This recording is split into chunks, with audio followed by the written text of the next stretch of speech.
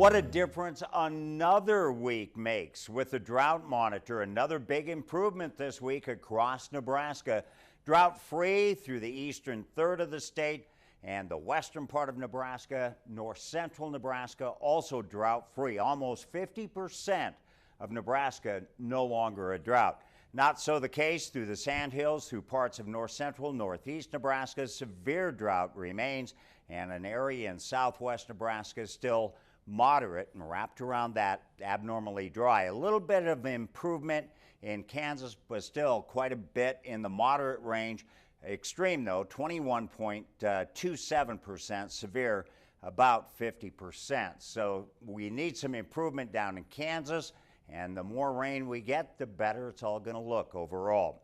Well, for the next 6 to 10 days, the Weather Service looking at most of Nebraska and northwest, western Kansas, near normal as far as precip, below normal, the southeast part of Nebraska and the southeast portion of Kansas, but a portion of the panhandle above average. We do have some pretty good rain chances coming up this week in the forecast. 30 days out, temperature-wise, below average over the northern areas of the country, the northern plains and the Great Lakes.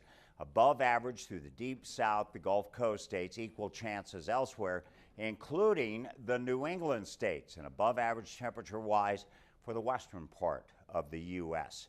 As far as temperatures are concerned, 90 days out, below average across a big share of Nebraska, equal chances elsewhere in the state, and kind of the northern half of Kansas, equal chances of normal temps for the next 3 months at least. Well, precipitation-wise, we had looked at the temperature. That was what was a little different there. But here's the precip. Below normal, the eastern portion of Nebraska, more like the northeast portion. Above average precip through the southern portion, extreme southern portion of Kansas. Otherwise, again, it looks like equal chances out there. 30 days out, precip-wise, above normal through the western third of Nebraska, the extreme northwest corner of Kansas, and then equal chances elsewhere, including the New England states. Below, as far as precip is concerned, in the Gulf Coast states and across the eastern portion of Texas. And then 90 days, 3 months away, the next 3 months for precip. Above average in the panhandle, north central Nebraska, the extreme western portion of Kansas, and near average, it looks like elsewhere, at least in Nebraska and Kansas. Well, here's the proverbs for this week. As we look at normal highs for the week ahead, should be about 85 for a high, 61 the low. Looks, however, like we're going to be a little bit below that, 83 this week and around 64 for a low. So here is the proverb. Calm weather in June sets corn in tune. A dripping June makes all things in tune. It's been a dripping June so far, and it looks like everything's going to tune up. Well, we're going to tune you in with all of the pictures you sent our way, and here they are.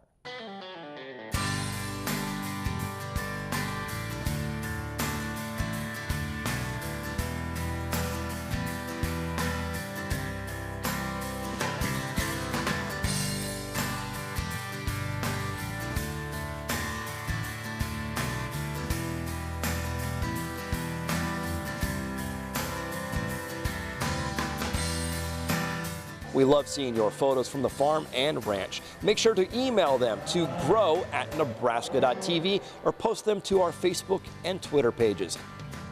And now we're going to bring in here farm market analyst Jeff Peterson and from Heartland Farm Partners. And big question for a lot of people. We've been talking about all of this damage, especially when it comes to the weather that we've had. Yeah. And we want to know what's impacting prices. Is that one of the factors? You know, it is one of the factors, but it's not like what we think. If we take a look over across Nebraska, whether it be in northeast or down in this area, there's been crops damaged all over. But unfortunately, the national average for the crop conditions continues to move higher.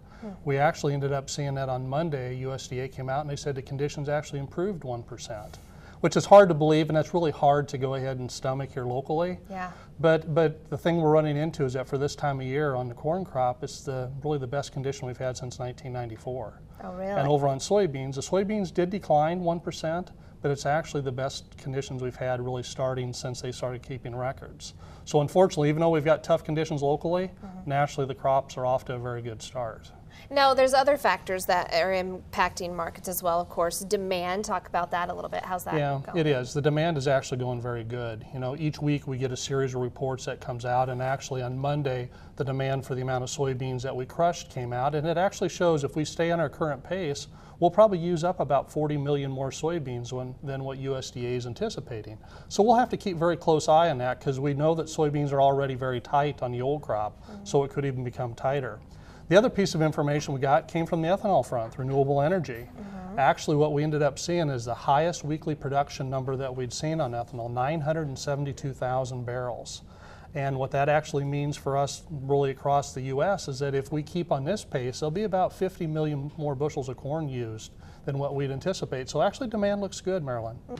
After the break, we wrap up this episode of Grow with our Farm Youth of the Month here at the North American Red Angus Junior event. Stay with us.